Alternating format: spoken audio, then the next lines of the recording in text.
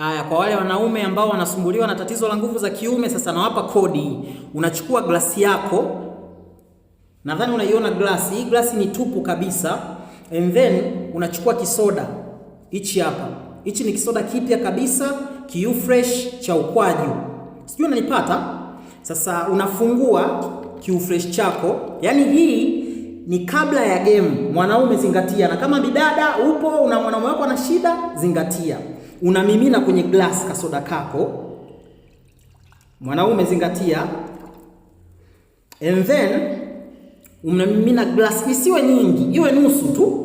Unajimiminia ka glass kako kama haka, alafu kifuatacho unamimina kalanga yako mbichi. Hakikisha ni mbichi.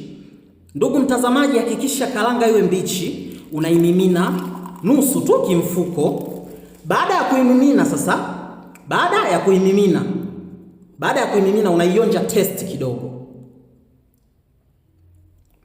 Yes, mzigo wenyewe. Sasa tumeshaweka mchanganyiko wa juisi yetu ya ukwaju na kalanga. Hivi vyote vinapatikana kwa urahisi. Juisi ya ukwaju 500, kalanga 500, shilingi 1000. Umeona? Kubwa kuliko unachukua hii baking powder ya maandazi. Nadhani unanielewa. Baking powder ya nini? Ya maandazi, original kabisa. And then unaimimina. Utakufa. Kiasi tu. Kiasi kidogo. Unaichanganya. Dada zingatia. Blaza zingatia. Unaichanganya. And then unatulia dakika 2. Yaani hapa tuna baking powder ya maandazi, kalanga na ukwaju.